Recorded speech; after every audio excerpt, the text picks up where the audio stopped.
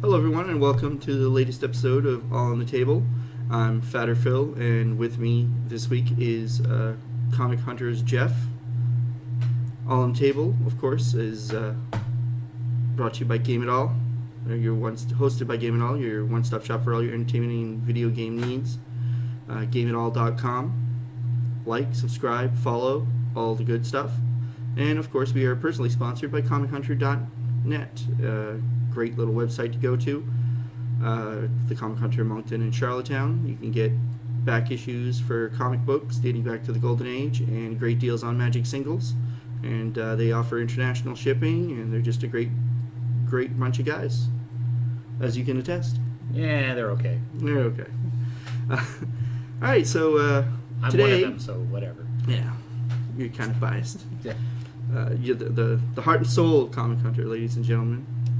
Boy, are we in trouble. Okay. Well, everybody else is like the nervous system. Yeah. You know, not necessarily the brains, it's just the heart and soul. That's good.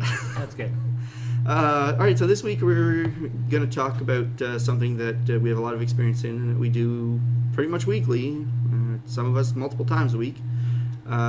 We're going to talk about game mastering or dungeon mastering or storytelling, whatever an acronym and descriptor you want to use for it, but we're the people who run the role-playing games. And we're going to talk about it, some techniques, how to deal with some problem players, things like that. And we're also going to cover some very, very useful equipment for dungeon masters, things you might want. So, how long have you been dungeon mastering, Jeff? I would say, I probably would say 10 years. I've been playing for 20 years, but I would say I've been running. I mean, I haven't been consistently running for those 10 years, but I probably started my first campaign about 10 years ago. Mm-hmm. And then just off and on since then, mostly with D&D, but I've done some other systems as well. Mm-hmm. How long have you been doing it for, Phil? Well, I've been playing since I was 13. I'm 35 now. So I've been playing for 22 years, yeah. I've been DMing a little bit in the beginning, like, because I wanted to try my hand at it when I first got into RPGs. And, you know, to give my DM a little bit of a break and see if I could do it. So, but that was just, like, very amateurish, not very good. You know, just like, oh, I think this is cool. I like to see what someone can do with it. And, you know, it was more like DMing from a player's perspective. Yes. But I'd say for about 15 years now, 15 years now, I've been DMing from what I consider to be a better perspective, like from a non-player perspective. I still throw my personal NPCs in with the group sometimes if there's a slot missing, just so I can have a little fun role-playing with people. But for the most part, I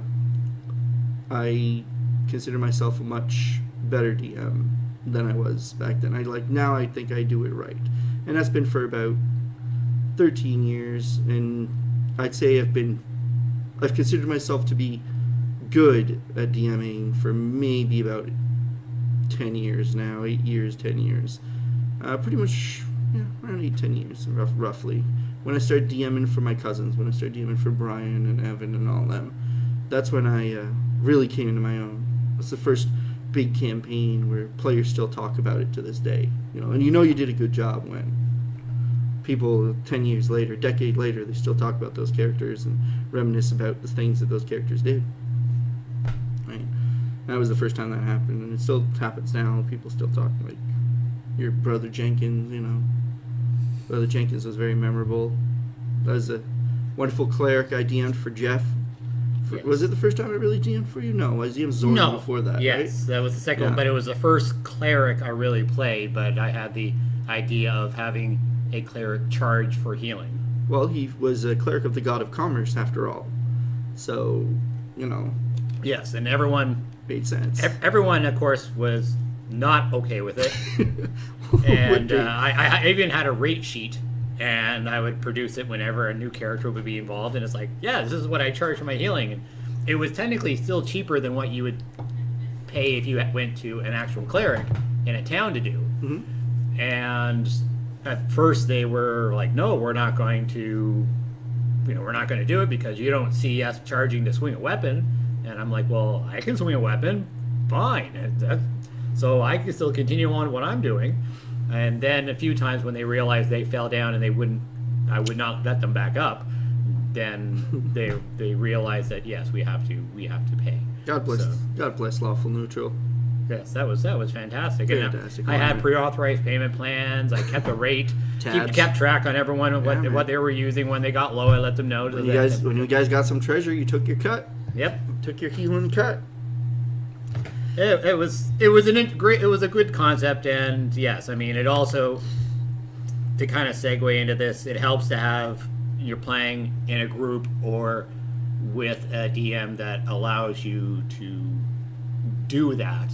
It didn't break the system by any means, but it was quirky enough that it's like, okay, it will go against the grain a little bit, but it as long as people were kind of went with it and sort of they did kind of eventually turn, saw their way.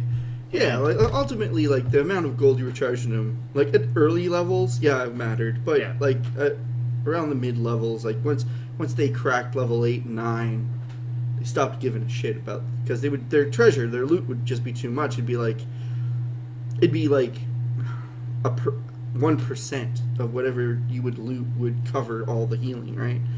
So it in the end, the players didn't matter. But it was like, as a DM, I saw that. Like, I knew at the beginning it was going to be a little rough for the players. They were going to be like, well, fuck, we got to give Brother Jenkins here all of our fucking hard-earned gold. And then Brother Jenkins goes on a little shopping spree. Well, no, 10%. After the tithe. 10% of whatever I charged went back to the church. Yeah, so and then he would go on a little shopping spree for himself and show up in the nice spiffy new duds, and everybody else would be like breaking their back trying to buy a masterwork weapon. Oh well, there's a price for a good service. You get what you pay for, people. Yeah. But I was kind of tempted to introduce like an NPC at that point, an NPC cleric, to join the party as a competitor, like as a competitor guy, and you two would have like bidding wars and price wars for the healing. Well, I did have a concept. It didn't really go far into it, but I was toying with the idea of basically offering services to people on both sides of the combat. But I would be charging, twice or a lot more to our opponents, because it's like, yes, I will heal you, but because it's your basically people that are fighting us, I'm going to charge a lot more. And it never really happened because against monsters that doesn't really work, and it was very few times we played against actual people that you could make that offer to. Yeah, but it was, I don't know, when I threw that out there, they freaked out even more. But it was entertaining for what it was. Oh, absolutely! It's a memorable character, the memorable gimmick, and even the players now, like the players that you played with then, they might not remember your character fondly, but they remember your character, not necessarily in a negative way. They appreciated the story, the humor, the interesting part of it, and as a DM, you have to try and do that. Sometimes you have to play peacemaker between character concepts. If like that kind of character can be abrasive to some people, especially like if someone's playing like a greedy rogue and he's like, no, I don't want to give up my money, or like a poor monk, like a monk doesn't have a lot of money, right? And he'd be like, well, fuck, I don't have any gold to begin with. I'm very ascetic. So you try to balance it out. You try to help it out. You try to keep the peace amongst the players. It's usually not much of a problem, but it depends on your players as well. Yeah. I mean, if you got players that are like the group that we were playing with, it was just their initial reaction, of course, was like, what? No, but they were good enough that they got used to the idea, and then it was more or less part of it, and it was, like you said, it was almost like a running joke. It's like, even like while we weren't playing, it's, oh yes, do I owe you anything for this? No, you're okay.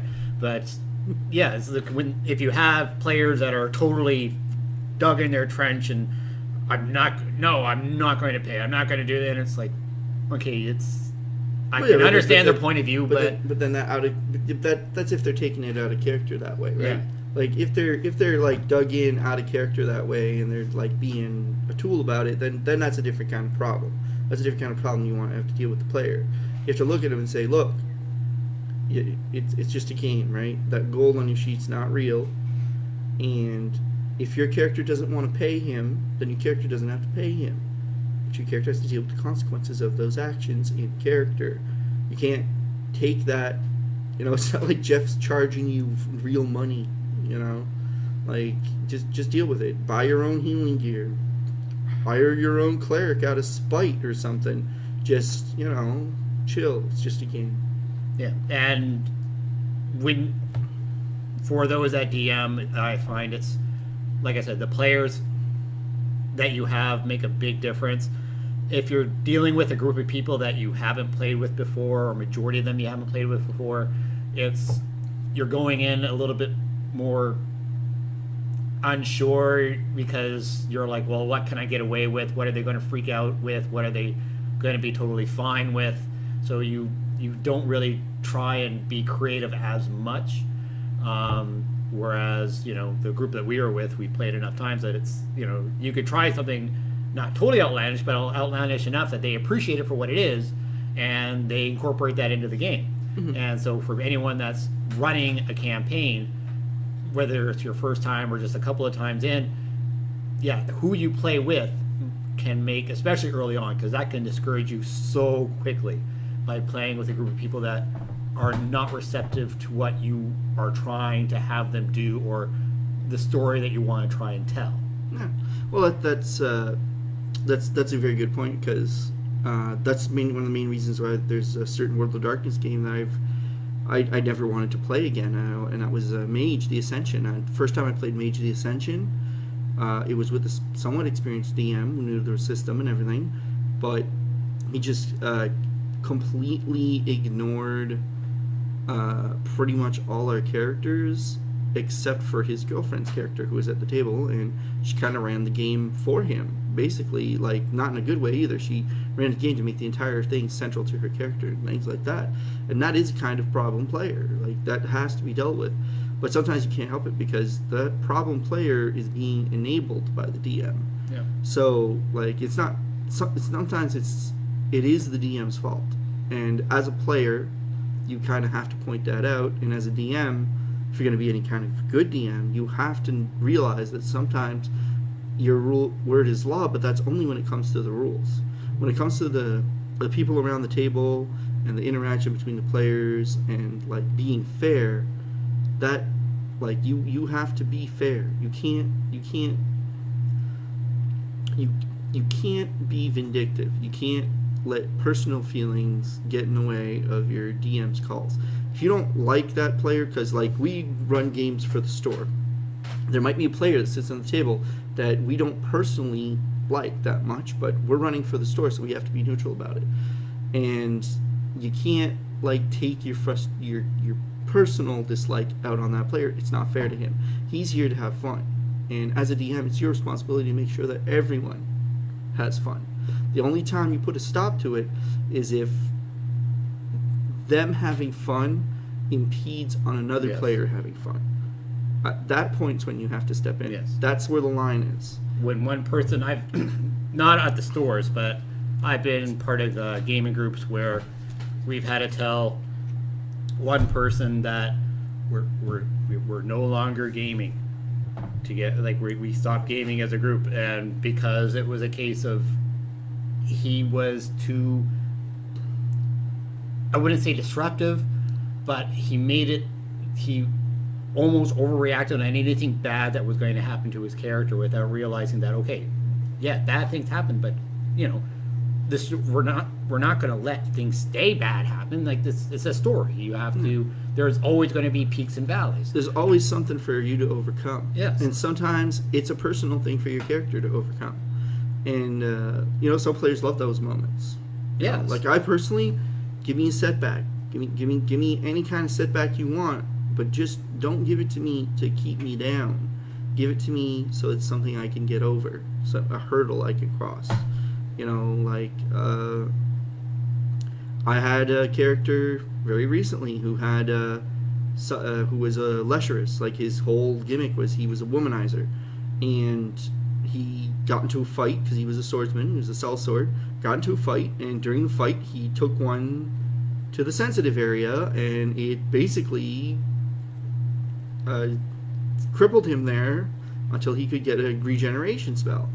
And, that was like 50% of the character's gimmick was that he was lustful. Did I get angry about that? Did I?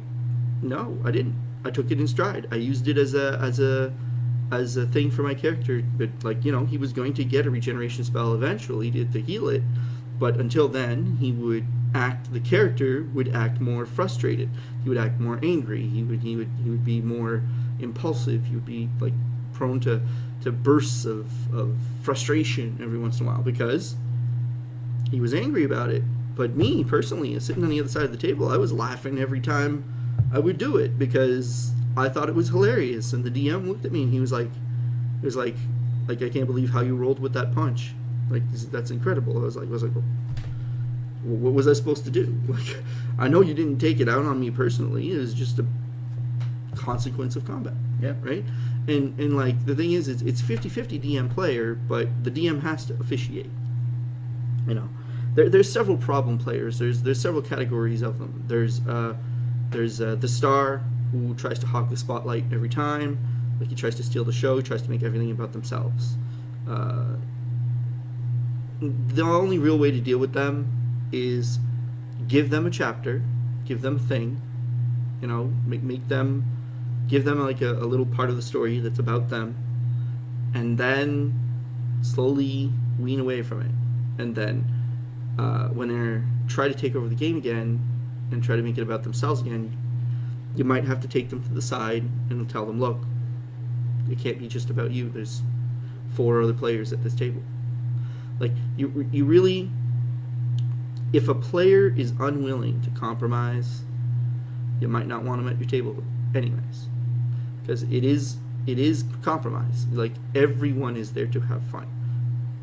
No, one person is more important than the other. Then that's the key. That's why the star is a problem player.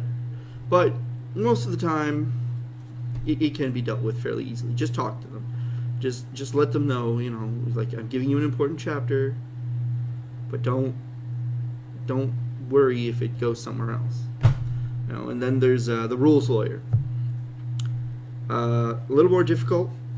Rules lawyers like to hold on to that goddamn rule book and be like, this says this, so this is how it works. I don't hold on to the rule book because I already have it memorized. So you have to sit back as the DM and say, okay, but I think it makes more sense that it works this way. Sometimes a happy medium makes sense. Sometimes as a DM, you're not perfect. Sometimes you'll forget a rule. Sometimes you'll be like, oh shit, no, I forgot it worked that way, or something. It's a rule you haven't used much. Or sometimes the rules aren't clear. So it can be open to interpretation. So it's like, oh, it's worth this. Well, I take it as this. So as we're as a DM, when it's ambiguous that way, you want to be a little more assertive and saying, okay, no, this is what I believe it is.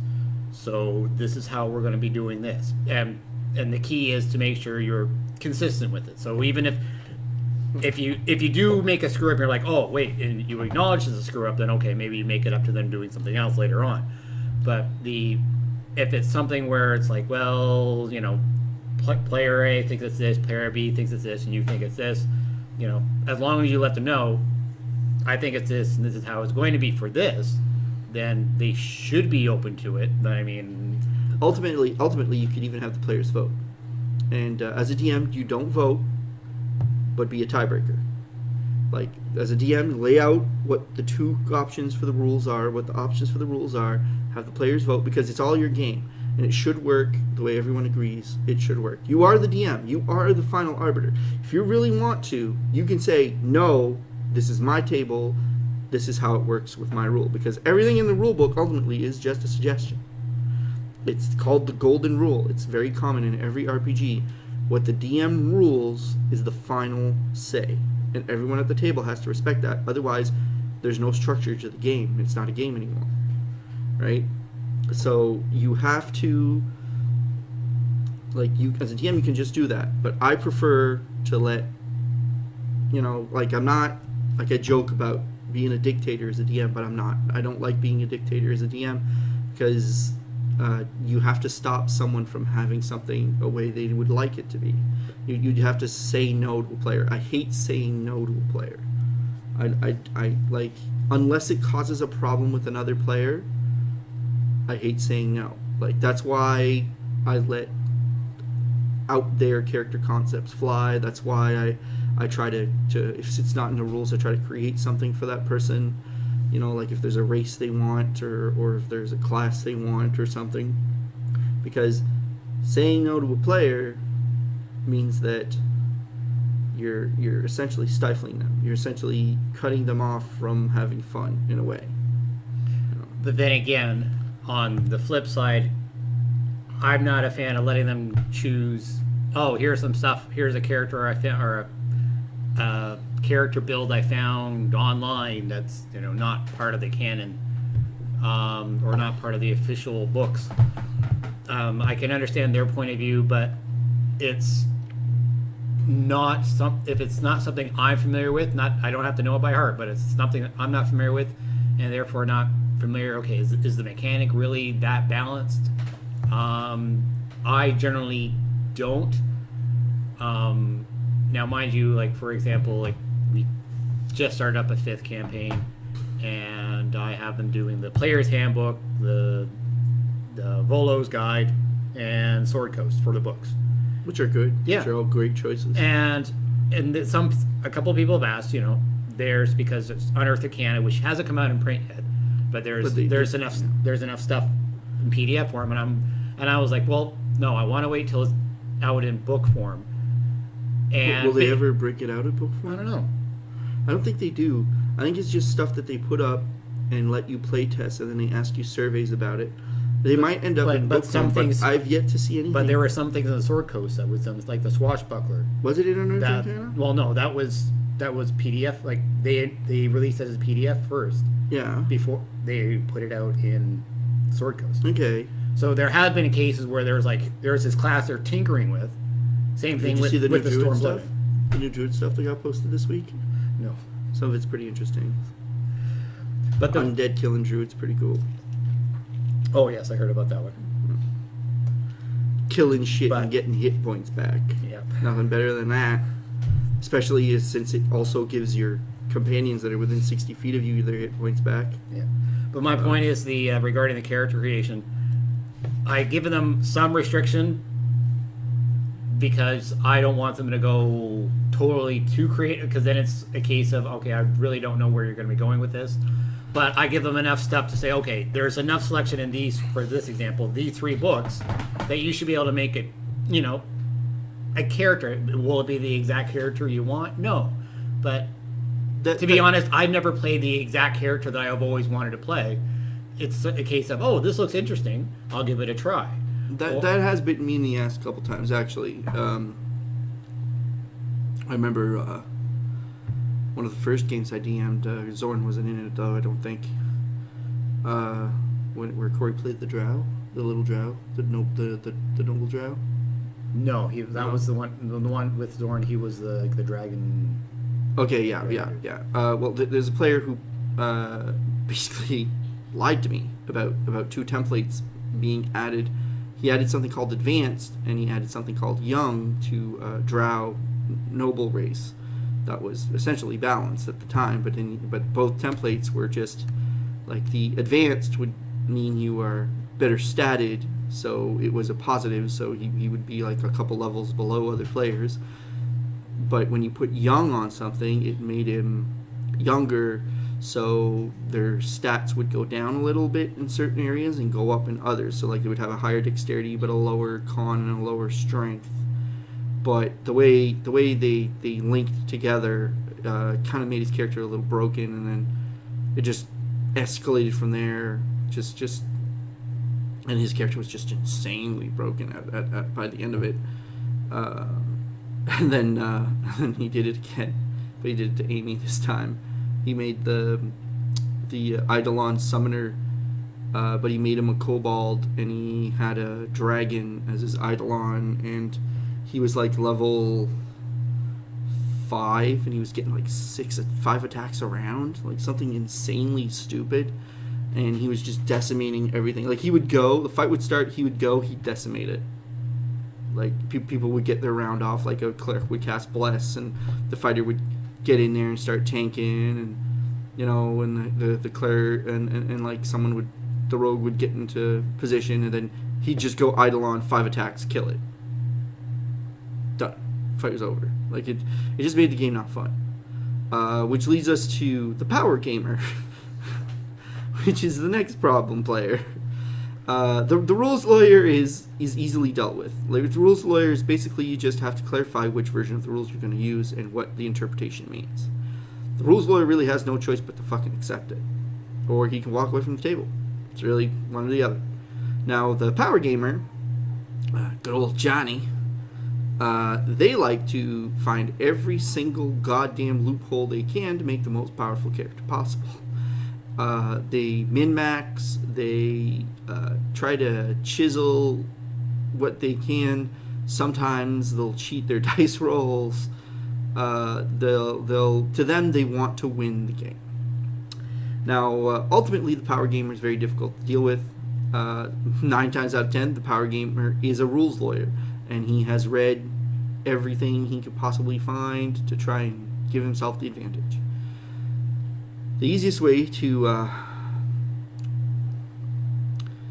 well, there is no really easy way to kill the character. Yeah, just kill the fucking character. Like, you won't know until and that's the thing. Usually, the first few levels you don't really notice because they're low level, the abilities, anything that's really special it won't kick in for a little bit. Power game will come out of his shell around level 5, usually, because that's the scaling. That's the level mages get fireball. You know, stuff starts getting a little serious. Yeah. It might be, Phantasmal Killer, the first insta kill spell. It needs 2 saves, but it works, as I have proven. I have killed 2 PCs with Phantasmal Killer at a very early level, including my girlfriend's PC, which went over very well. Yeah. So, dealing with the power gamer, 9 times out of 10, the easiest way to do it is to shut his ass up by killing him. Real easy, real fast. And one thing that is an essential tool for killing the power gamer is, if you pass it over there, one of these bad boys, which is the first accessory that I would highly recommend for any DM to get. It is a GM screen. There are several available for almost every edition of the game. A GM screen is like a little fold-out folio thing that you put in front of you, you lay down in front of you, and you can roll your dice behind it without the player seeing it. Now, people are like, okay, so you can fudge your rolls. Like, yeah, that crit, I can kill that power gamer with a really nice critical, even though I rolled like a 5. No, that was a 20, motherfucker. You are dead. But the thing about the DM screen is it's not just for cheating or fudging the rolls, which is very useful, because sometimes there's players you don't want to kill. Yeah. And you roll that dice, and it rolls up a 20, and he's a mage, and... Level 1. And he's level 1, and you're like, miss. Or it did do damage, it did minimum damage. The other really useful stuff about the DM screen, something even more useful than what people might realize, is the other side of the DM screen, the one only seen by DMs, has quick reference to a bunch of rules. This screen here is my 4th edition screen that I got for free, actually. The store where I bought my 4th edition books was like, buy all 3, get the screen for free. So I was going to buy all 3 anyways. I was like, well, fuck it, I might as well get a free screen out of the deal, right? So this is my 4th edition screen, and it's seen some rough times, but the artwork's beautiful, so, it still gets the job done. But there's rules behind them, and there's a DM screen released for every fucking game, pretty much. There's also companies that sell blank DM screens. They're just a black surface, and in the back there's like little folders that you can put your own reference sheets. Savage Worlds in the back, like Savage Worlds has one. Their DM screen is like that, so you can just put your own reference sheet specific to whatever campaign setting you're playing. Because a lot of online you'll find PDFs where you can print off, and they're done in that landscape format. So you can print them off and then slide them in, and then you're fine for that particular. I just blanked out. For that particular game that you're playing, whether it's D&D or Savage Worlds or Star Wars. But most of them will run what, about $15? Some of them will run more because they include like a mini adventure or like an extra supplement with a bunch of rules clarifications. So sometimes they'll run 20 to 30. Usually I find 20. I think the 5th edition one is $20. Yeah. Or you can go full hog like I did back in the day and get this bad boy. This is a castle. It's a castle wall. And it is also a DM screen. There are 3 pieces to this. The other piece is over there, and when you put them together, you link them together. Like I would put this here, and then I put this one here, and then the other wall would go on the other side, and it just gives me like a huge castle with the little D&D symbol here in the middle and whatever. And it's just a really cool thing. The first time I got store credit out of the Comic Hunter, I sold my Magic the Gathering collection and had several $100s, and I bought this bad boy for nothing, but it actually cost me $150 because of it's heavy porcelain and stuff. And it's not just a screen. This screen also has built-in these towers. These are called dice towers, which is another accessory you can get as a DM. Sometimes players will cheat.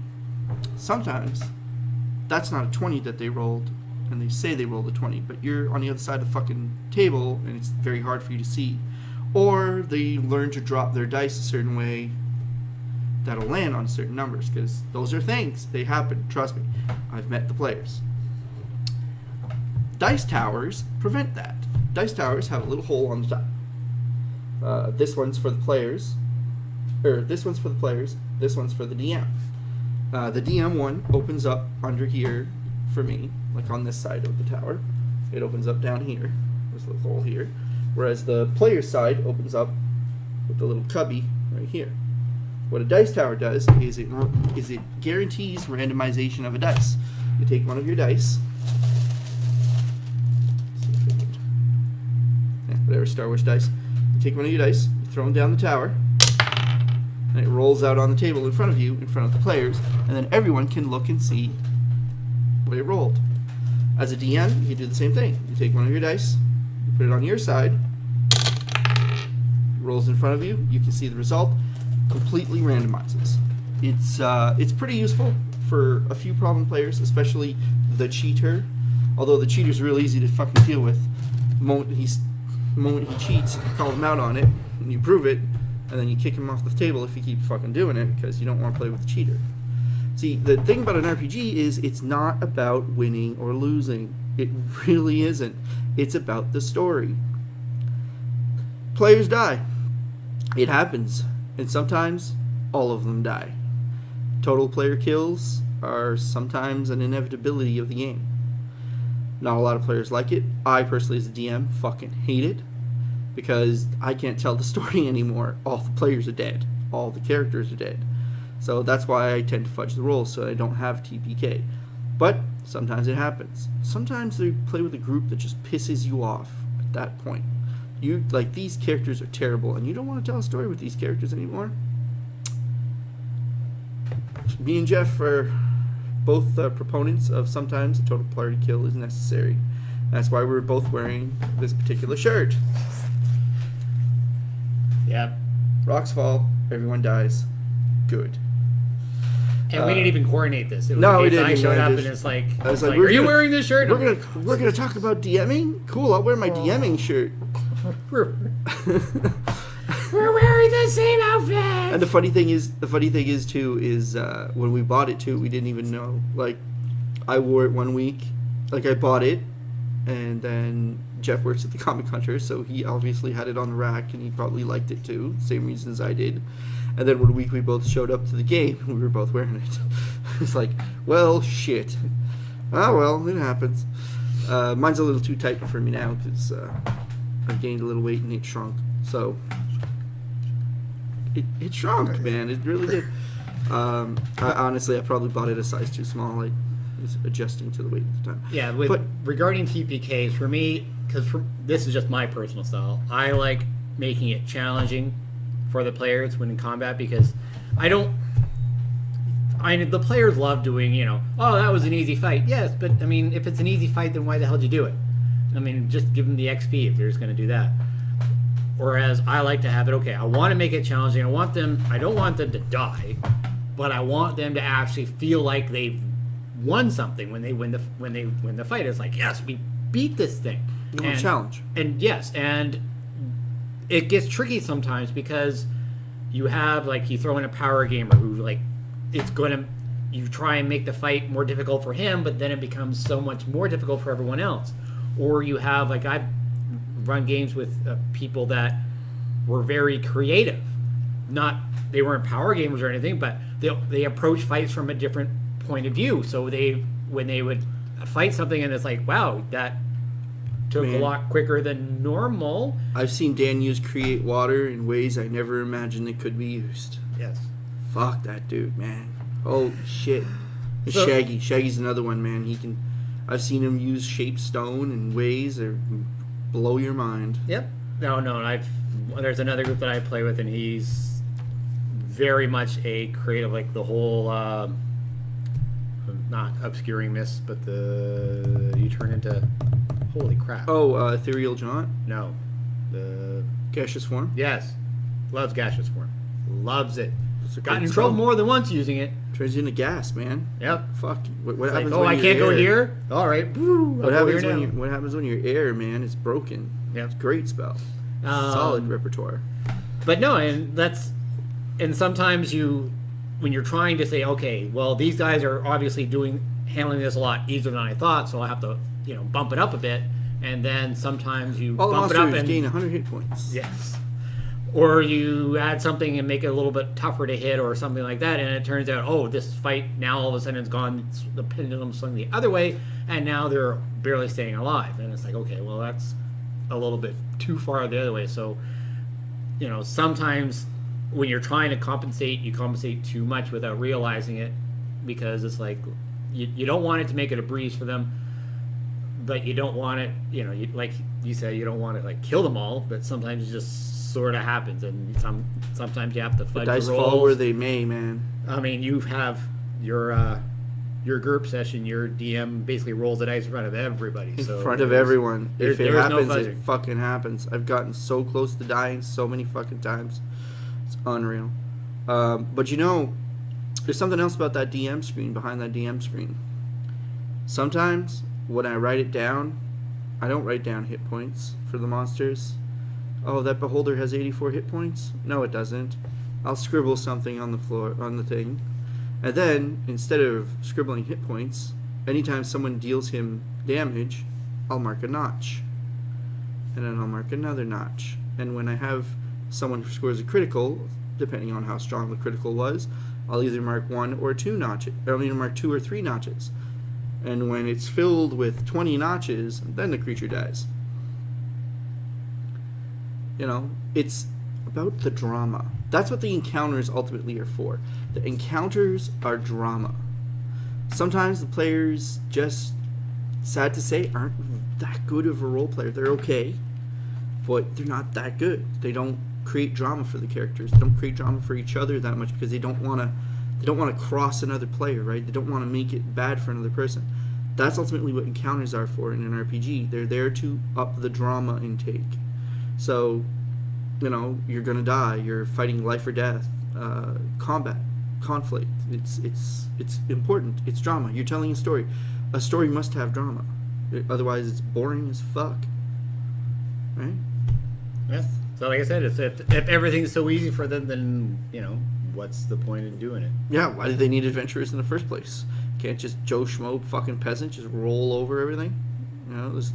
If there's nothing for the players to overcome, why are they doing what they're doing? Right? But then again, like, it's understandable that you want to challenge. It's understandable, but you can't put something that's too tough for them.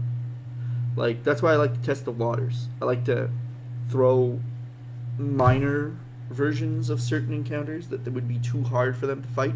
But really, I'm throwing the real encounter at them. I just want to see just how good they are.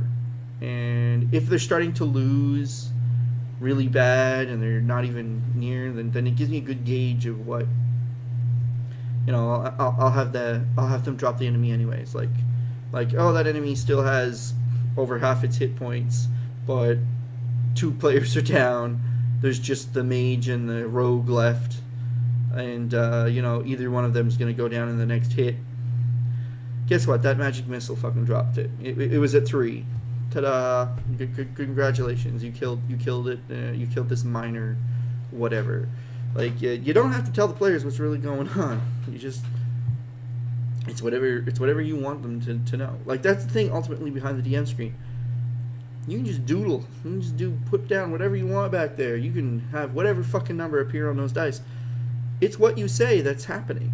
You are the arbiter. You are, well, you're not. Well, yeah, you are God. You are a god. You are the everything about that campaign world. The only thing you are not is the PCs. You're the narrative, right? But sometimes the PCs make it difficult, especially when they're in the fight. And the fight seems to be going very poorly, mostly because they're doing it very poorly. I myself, personally, I love turn-based strategy games. So mage goes in melee.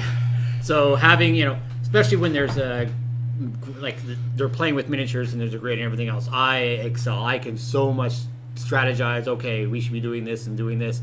So when I'm running a campaign, or even when I'm playing a character in a campaign, and somebody does something that's like, you know, this Phil's is fighting 3 guys and he hits one a couple of times, and another person, I come in and then I swing and then I swing at one of the healthy people, and it's like, that's why you're prolonging the fight on this. It's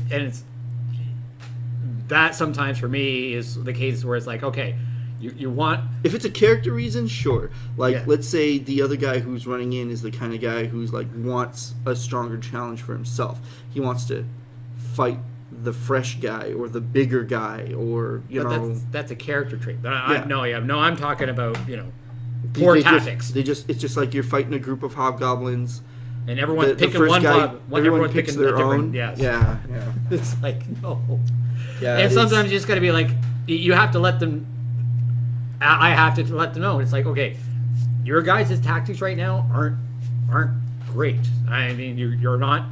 You should be planning this fight. You don't have to like plan it meticulously, but at least, you know, you have to know some basics when you're in the combat with this game. So D&D, there's like, you know, you want to attack the mages first, or where if you're playing like in Star Wars, it's like, you know, you always want to be taking out the range guys first. There's take the range guy out unless that dude has a lightsaber, and then take him the fuck out, please. Yes, you go him. But there's always, you know, there's general guidelines to combat for whatever session you're running, and you know, if they're keeping close to that, then fine. But if they're doing if their tactics are, and if their different tactics are working, like that creative group that I was talking about, they weren't doing normal tactics, but they were still winning the fights. So I was like, oh, fine, that's fine. It's points. But ultimately, there's no tactic that's wrong or good as long as it wins. Yeah. Right. Like there's just a different tactic. And sometimes it's just bad rolls. Like they're doing what they're supposed to, but everyone's rolling a 5, and it's like. There was what can you do? Remember the night of the 6 ones? Yes. One fight, 6 fucking botches were rolled by 5 different players, like and they were crucial botches. They were like at the moments where that was really bad that was going to happen. Like you guys almost didn't make it out of that fight. I think 3 of you dropped. 3 out of 5 players dropped that fight. That was pretty fucking close. But you managed to squeak one out though. But Jesus, sometimes the dice fall where they may. You know, it's the DM can control what happens behind the screen, but he can't control what happens in front of it. If that die rolls a 1 and you don't want that player to die, sometimes he gonna die. Sometimes the fates have dictated that that person bites the fucking dust. The saves, bad saving throws can And that will kill you just as easily as everything else. But it's like you have to take that, and you're like, all right, person's dead.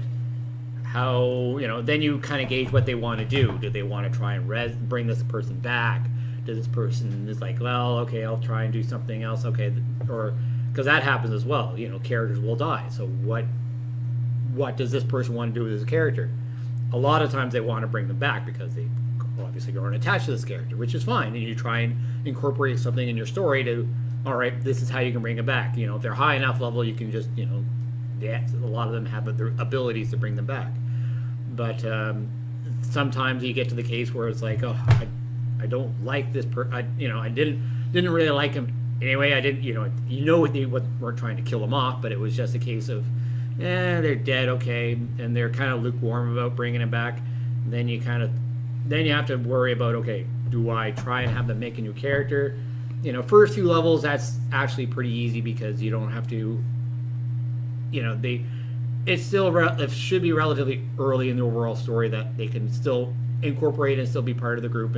But when it's later on, then it's like, well, we're all 12th level. Why would you want to make a new 12th level character? Because everyone's... What do you think the threshold is there? 9? 8 or 9? Level 8 or 9? Even then... I would say 6. 6 tops. Yeah. Because after the level 6 threshold, it's really fucking hard to bring someone in, Because at that point... Well, yeah, because normally, we're obviously D&D talking about, but once you get at that point, people can more or less afford. You can't. No one has a spell to bring them back, but at least they should be able to okay, well, we can should afford be able to pool their money to bring the person back. Yeah. When you're second or third level, and to be honest, then it's a lot harder, and then you do favors for the church or something like that. If the party goes out of their way to bring their companion back, and they're really putting in some effort into it, reward them. Yes. Let them have them back. Let maybe the priest was kind this time, or they find in a discount scroll bin a scroll of true resurrection. Oh my god, how the fuck did that get there? Or they'll come across just enough money to resurrect them. Or in our case, it was in the group that I play in, the DM basically, we had some money, so we put some money towards it, but we were still low enough level that it was we didn't have enough, so we ended up haven't cashed it in yet, but we have to do a favor for him for the church at a later time. Yeah. And which is fine. That's another hook for something else. That old chestnut. And it's it's a good and another good side quest. So I mean, you have your overall arc, but there's always the side quests are a nice little aside. So it's okay, well, they're not really where I want them to be at this point in the story. I want them to be a little bit higher up, or do you feel that they're kind of you need to mix it up a little bit? So you're okay, well, let's throw in this little side story. And a lot of times, as long as if it's only a couple of sessions, they're pretty receptive to it. Because a lot of times it's just they get that done, and then all right, we're back to the story. You spend too much time on the side quest, and then it's kind of loses momentum, the overall story. But yes, side quests are good, useful one-time hooks. Mm-hmm. Side quests are they're best used when the party members need to level up before they get to the next part of the. If you're the next part of the, say they're level 5, and the next part when they have to meet up with someone that they're gonna have to face, and they're level 10. Well, that level 10 dude is gonna fucking wreck that level 5 party.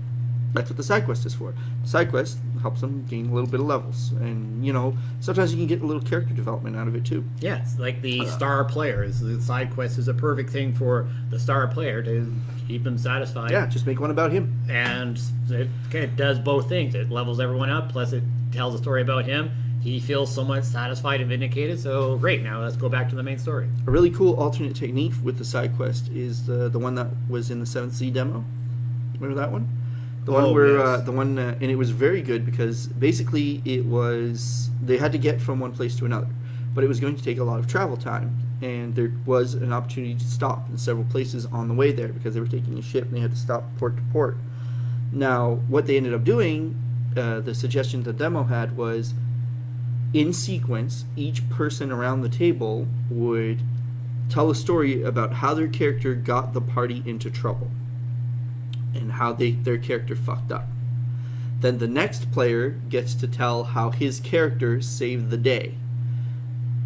If the story's good enough and the players all enjoyed the story, you reward that player. You reward the player who fucked up. Like, you give them, in this case, it was a hero point. In D&D, you could give them a little bit of extra XP or something like that. And then you go around the table doing that. So the player that saved the day now gets to tell a story about how he fucked up in between the two chapters of the adventure. And you go around the table till everyone's done it at least once. And I thought that was fucking genius. I cannot believe that I never thought of it before. Like, I really couldn't. It's the downtime. It's the filler arc. And you can make it interesting, and because of these experiences, all the players and the characters have something that they can reference each other with. They've bonded beyond the main adventure. Yeah. And mind you, of course, if you have a couple of players in there that aren't great at storytelling, and it's like kind of, it falls a little flat, but yeah, for the most part. But it gives them a chance to learn how to do it, yes. Right? To learn to practice that kind of technique. And who knows, it might let them come out of their shell a little more. It might let them, because that comes to the next problem player, which is the shy guy, I like to call them. They're not so much a problem because they're not disruptive, but they're the ones who either they're there because they don't get out much and it's the only way they can be around people. Either they like the system, the combat system, or they're there for someone else. And they'll sit there and just be completely silent for the entire game. Except when it comes time for their turn in combat, then they'll throw a little combat. But when there's any role-playing that happens, they don't say a thing. They don't peep. They're like a background character. There's only really one way to deal with this person, and that's to put the spotlight on them. Some players might have a mental issue that they love playing D&D, they love being around their friends, but they have anxiety or something. They have an issue where they don't want to be, but the only way to really help them is to put the spotlight on them. Don't make it bright. Don't put a bright spotlight on them, but have an NPC ask their character an opinion. Like, what do you think? Or sometimes it's enough to jumpstart them. They are a problem player because it can bog down the story. If you ask a player who never makes a decision about something, and they don't make a decision, it slows the game down. It freezes. I've sat there in a game and had a problem player, like I wasn't DMing at the time, but had a player like that just sit there and waste a half hour of our time because they couldn't make a decision. They didn't want to make a decision. They either kept constantly weighing the pros and cons in their heads, or they were too shy to say anything, and that can hurt the experience for other people. It can. That's why sometimes the spotlight thing will just backfire on you. But it's really, really a very sensitive issue for a player like that, because they're not being disruptive, but they are hurting the game for other people by their inaction. Sometimes you can take them aside and have a little talk with them. It might offend them, it might not. But it's delicate. It's introverts. There are introverts who sit at your table. It'll happen. It guarantee you it'll happen at least once. You kind of got to put the fucking gloves on for them. You can't really be like, fucking do something or get the fuck off my table. Like, you can't be like that. You can't be a tool, man. That's not cool. It's not cool at all. You kill the character, and then if they actually are outgoing, you'll hear it then. No? Why'd you kill my character? Why'd you just murder my character in the inn like that? You were there. You should have said something. No. What? Asshole? No. But yeah, it's really, give them a chance. Sometimes they'll surprise you, and sometimes they won't. Yeah. At some point, you could just look at them and be like... And sometimes they're a case of, especially if it's someone that's just been, or just started joining a group or what have you, you always you got to give leeway to that because they themselves are like, okay, they're probably unless they're they played together dozens of times. Yes, or unless they're a very experienced gamer. I know if I was joining a group for the first time, and I have joined like the first time I joined his group for a Star Wars session and doing the beta, and I was just like, everyone else is all talking and stuff, and I'm like, all right, and I'm still kind of figuring out the system and everything else, but it's like, all right, I wasn't comfortable with everyone yet, so I wasn't, being as outspoken as I am now. Not me, man. Not me. That's not my style at all. Yeah. If I sit down at a table with a new fucking group, I am front and fucking center. Like, I'm the star. I'm that problem player. The moment I notice I'm the star, I step back. But sometimes I don't notice.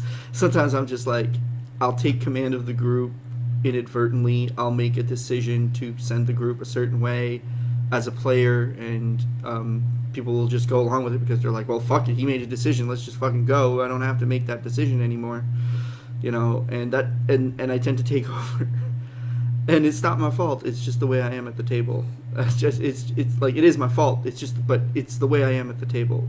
I don't know if it's from my DMing or if it's just because, I don't know. I guess I'm a take command kind of person, I guess. Right? You've seen me do it. Yep. You've seen me do it. And it's not like I sit down with the intention of being a star. One time I made a character who was just supposed to be like a character just hovering in the background, doing not much, just, fuck, the game ended up being about me anyways. It's not my fault. Oh, even when it's not about you, it's still about you. Not my fault. Because it's all about me doesn't make it my fault. It's not. But the thing is I don't want to do it. Okay, the difference between the star and the way I do it is if it's someone else's turn to be the main focus of the story, I am more than happy to step back. Right? I'm more than happy to just. I'm a bit player. I'm just waiting for your storyline to pop out, to play out. It's just, you gotta let me know that I'm doing it. You gotta let me know that I'm doing it. I can't help it. It's just, I guess my characters are just so fucking goddamn outgoing. Like, when I joined Dom's D&D game, everyone was like fucking level 7. They had been playing it for like 3-4 months. And here I am. Not only do I fucking join the game, I immediately like take over the focus of the group, the where the party's doing, where they're going, and by the end of it, I broke the game. I killed the game. I defeated the game early. I broke the DM's campaign world. It ended up like there was supposed to be this lich that we were chasing. We were supposed to fight the lich, and we'd been chasing him for a long fucking time. And he was creating an apocalyptic scenario. And the DM made the mistake of giving me access to unlimited materials. And a golem that could basically make anything I gave him the specifications for. And in his campaign world, the main deity was a personification of the sun. So I made my intelligence roll, and I was like, so you're telling me that my character knows that the sun is a deity? Yes. So if I got his attention, I could talk to him. And he's like, yes. So I had this golem build a giant horn to get the attention of the deity. Then I had the barbarian character blow the horn and get the attention. The deity came down, met us, talked with us, and then he convinced everyone. Like, he talked to everyone, and everyone got a wish from it, from the divine presence. Everyone got a wish spell, because we managed to figure out a way to talk to him. So, everybody was getting their wish, whatever, and I was just sitting back, and I was waiting, and my character was a wizard, and he was very, very intelligent. And I knew that we couldn't, the lich was going to cast a spell that would essentially destroy the world, and there was no fucking way we could get to him in time. We couldn't teleport there because he was worried against teleportation. Our airship wasn't fast enough. He was like across the world. So everybody was like, whatever. I wish for more strength. I wish for a magic item. I wish for this. And then eventually he comes to me. And I look at him. And I'm like, you make anything, right? And God says, yes, I am the over deity. I can do anything. And I'm like, can you create a replacement phylactery for that lich and put it in my hand? And then he was like, yes. So he creates this stone trinket that just appears in my hand. And I'm like, and this is a replacement for all his phylacteries. He says, yes. And I'm like, what's it made of? And the DM's like, it's just made of stone. I was like, really? Yeah. I toss it to the barbarian, and I'm like, can you crush this for me? The barbarian's like, sure. And the barbarian rolls, and he rolls a 1. And I'm like, it's a strength-based check, right? It's like, yeah. When you rage, you get advantage on strength-based checks. The barbarian's like, oh, that's right. So I get another roll. 20. Crunch. Game over. I killed the main villain of the campaign at like level 12 when we were supposed to fight him at like level 20. Done. So the moral of the story is, kids, don't let Phil play in your game. Don't. I'll break it. I will break the shit out of it if I can. No, the moral of the story is don't give me access to unlimited resources and a wish spell. So you're saying it was the DM's fault? It was the DM's fault. Okay. He granted the wish. He allowed me to talk to a god. What the fuck? Like, he gave me unlimited power with no restriction, no real restriction. The only restriction was I had to outsmart him, and guess what happened? like the thing is that guy was only DMing for like 5 years or so, and I'd have been DMing for 20-some years at that point. I know how to get around a wish spell. I know what to say. I know the keywords, the little loopholes. The loophole in that, the key in that phrase, my friends, was replacement. By the way, if you say I wish for a phylactery, it just creates another phylactery for the lich, and the other ones are still around, so it's useless. But if you say replacement, then this phylactery is the only phylactery that works now.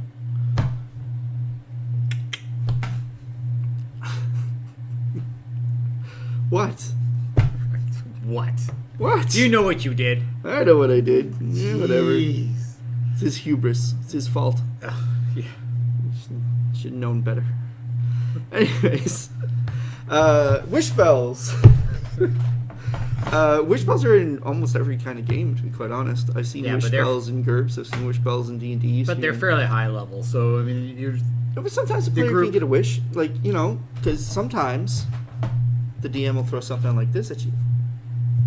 A game accessory. This particular one is a very popular Dungeons & Dragons game accessory. It is called the Deck of Many Things. And this game accessory is a replica of the magic item that the players would fall, called the Deck of Many Things, which is a mystical artifact that you pull a card out and a random effect occurs. And one of those effects, the most popular effect, obviously, is the Moon card, which is a wish spell. Or up to 4 wish spells. It's 1d4 wishes. Yep. Yeah. So, as a DM, sadly, if the player is too big for his britches and he makes a wish spell that you don't think he should deserve, you're supposed to fuck him. I want all the gold and all the dragon hordes. Alright, buddy.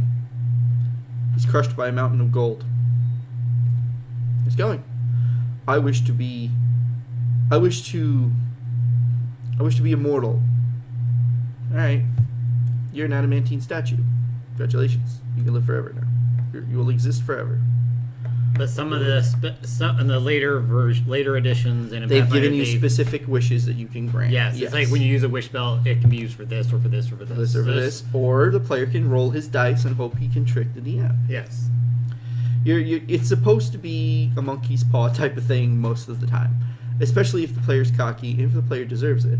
If the player's just making a humble wish, like just a simple humble wish, like it's something they've been chasing forever and they've been really good with it and their character's been into it and all that stuff, you know what? Let them have it. Let them have it. Sometimes you gotta be nice with those. You can't just be a tool all the fucking time. It's fun, but you can't be a tool all the fucking time. If they're cocky, then they're gonna pay for it. But If they don't deserve it, don't do it. Just grant them the fucking wish. What? Nothing. You're the DM. You're a force of I haven't done a lot of I haven't done very little wish spells. I've done decks of many things several times. I've had someone draw from the deck 22 times, and he survived. Because he drew like 3 mulligans in the first 6 cards, so he was able to. Because the mechanic for Pathfinder is different than in D&D. For Pathfinder, or for D&D normally it's like I choose 5 cards. You draw 5, and then you can choose to draw from that deck again. So I call it the crack cocaine, because you're like, oh, I got something. I want to get another nice thing, or oh, I didn't get something good. Maybe I'll get a good one next time. The deck's a slippery slope, man. Yep. Whereas Pathfinder, the mechanic is different. It's you, with the exception of 2 cards. When you draw a card, it goes back in the deck. So because of it, you can choose any number because cards go back in. However, once you're done drawing that number, you cannot draw from that deck ever again. So the person in my group, he chose 22 cards just to see if he could survive, and he did.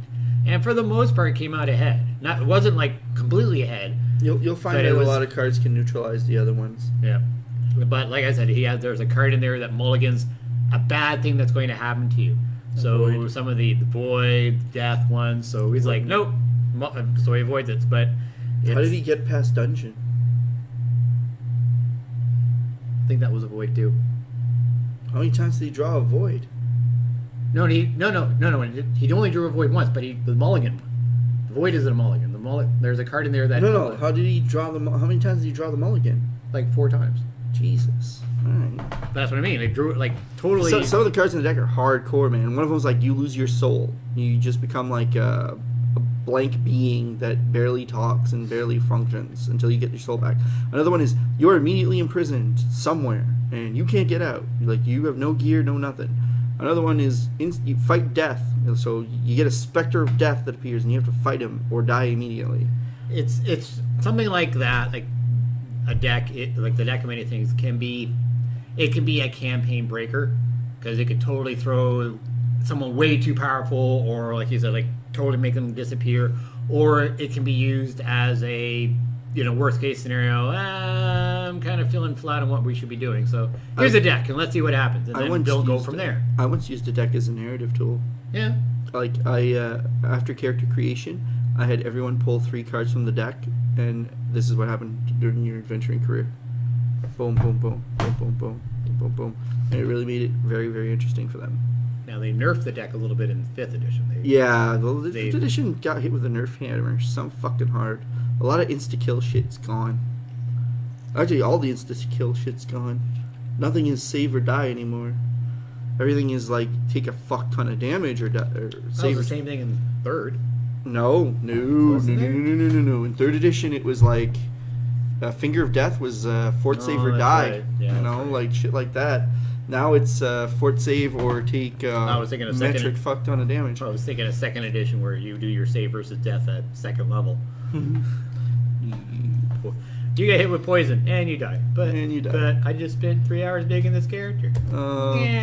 We played Dungeons and Dragons for 3 hours, and then I was slain by an elf. To reference The Simpsons.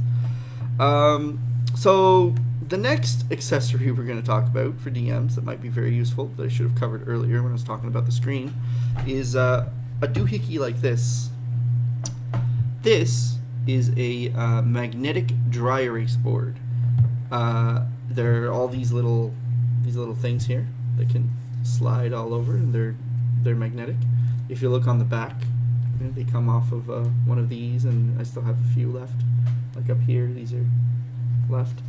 And what you do with them is you write down the player's name or the character's name and whatnot, and then when players roll initiative, you can move it around. So if I have Jeff and Phil and Amy and Nicole here, and I can just arrange the names in whatever order they rolled initiative. And then you can put the monsters in between wherever you need to. It's a really nice, quick reference chart. I will never, ever not have it. ever since I've had it. I've had this thing, like a thing like this, for like 5 years now, and I am never getting rid of it.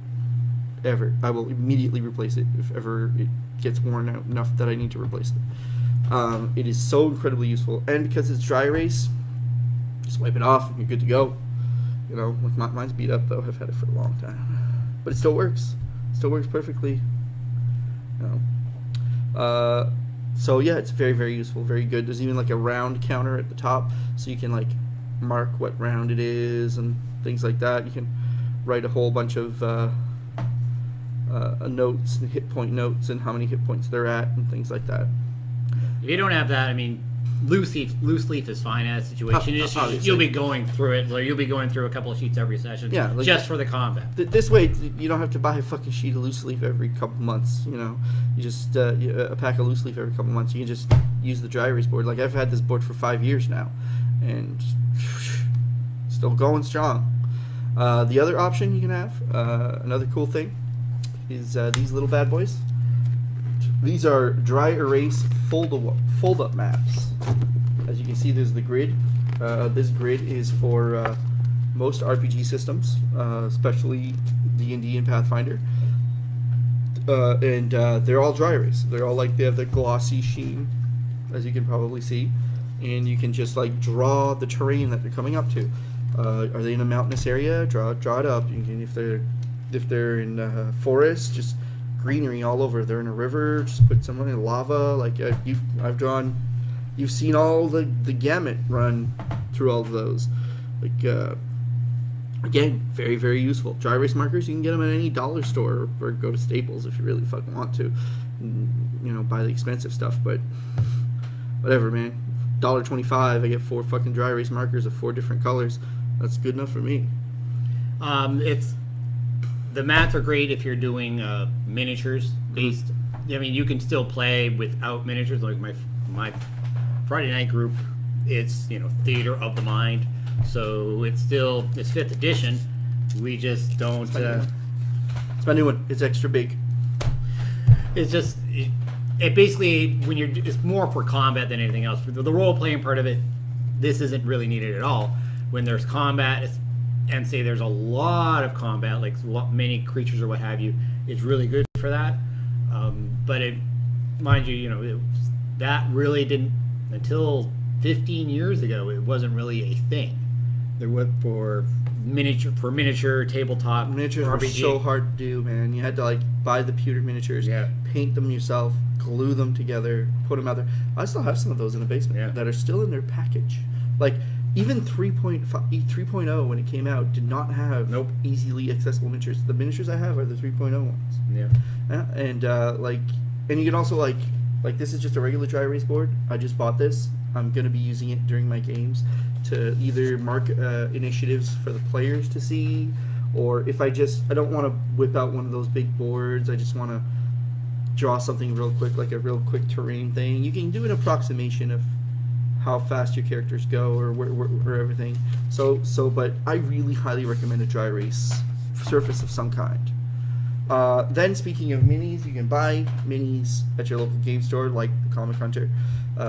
And nowadays you can get like pre-made plastic minis that are really great high quality. Yeah.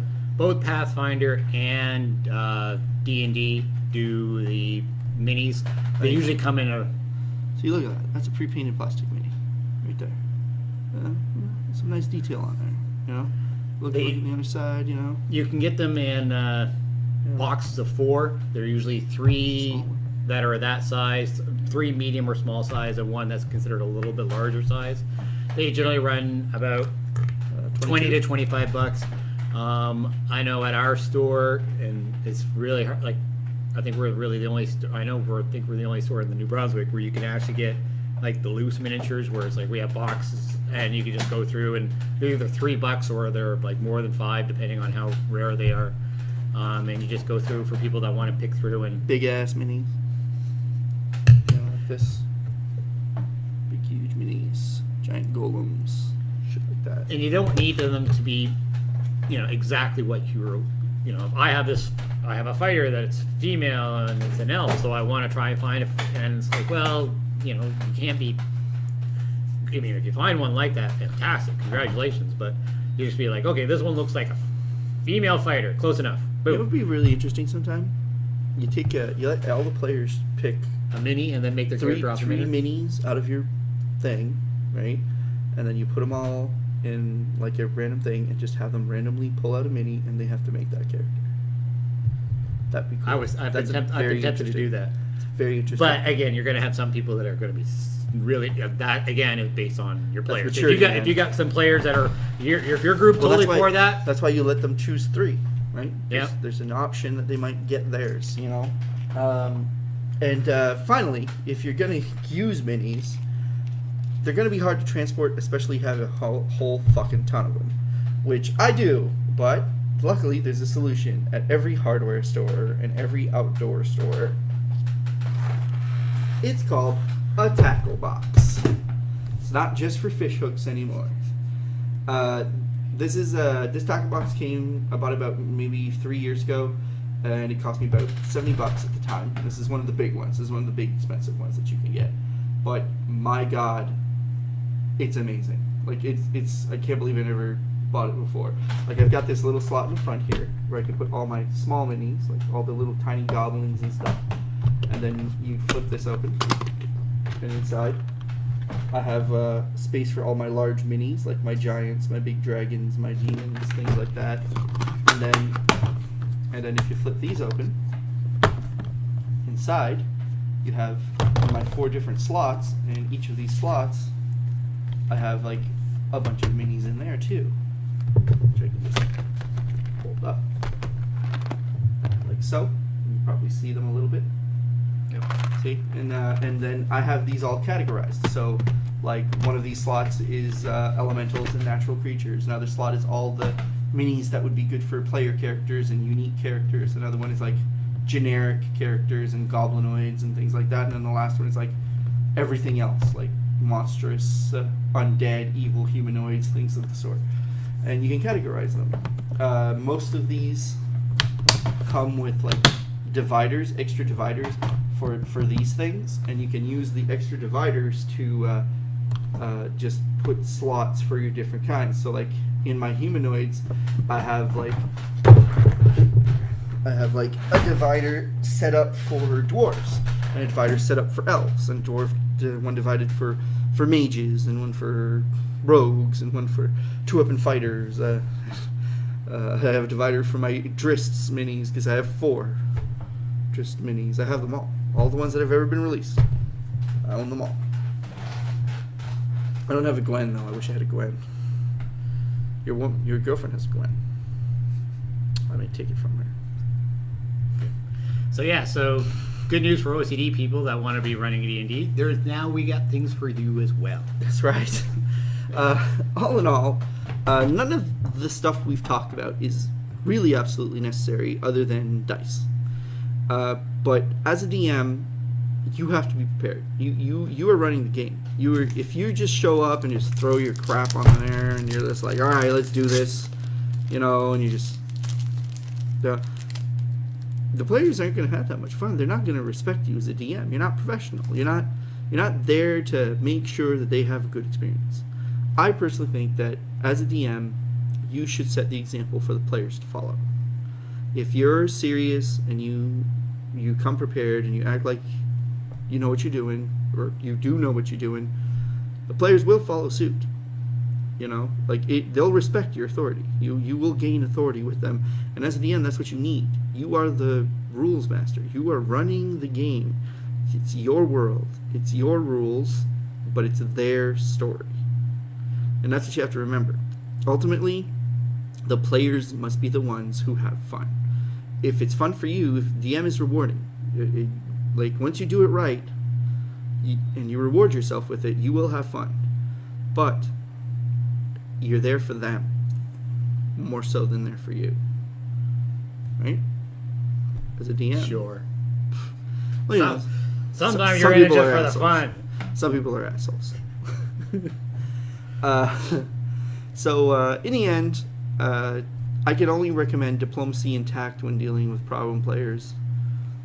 The next time we have a DM roundtable or a DM's discussion, we'll probably have more people with us, and we'll talk more about world building and tips on creating an adventure and a story, or helping players create characters for the stories. But as a basis on how to deal with the dirty parts of DMing, dealing with the problem players, this is a pretty good discussion, I think. Don't be scared to put a little money down on becoming a DM, and trust me, the rewards are very much worth it. Very much worth it. That's it for this week's All on the Table. Sponsored by, of course, the wonderful folks at ComicHunter.net. 90% of the things that I've showed you today were purchased there. The tackle box, obviously, they don't own it. And my dice bag I got out of a Crown Royal box, so they don't own that. They didn't get me that either. But we do have dice bags. But they do have dice bags. I'm just an old school player who loves his Crown Royal bag. I wish I had a green one. Fuck. And for those of you that are still watching at this point, good news, we have our ongoing special regarding used RPG books. You buy 2, you get the 3rd one free. Great deal. And it's great. This is for the used stuff, which we have a lot of. Some stuff that are out of print, some systems that have, like, we have lots of, say, like 3rd edition and 2nd edition D&D stuff.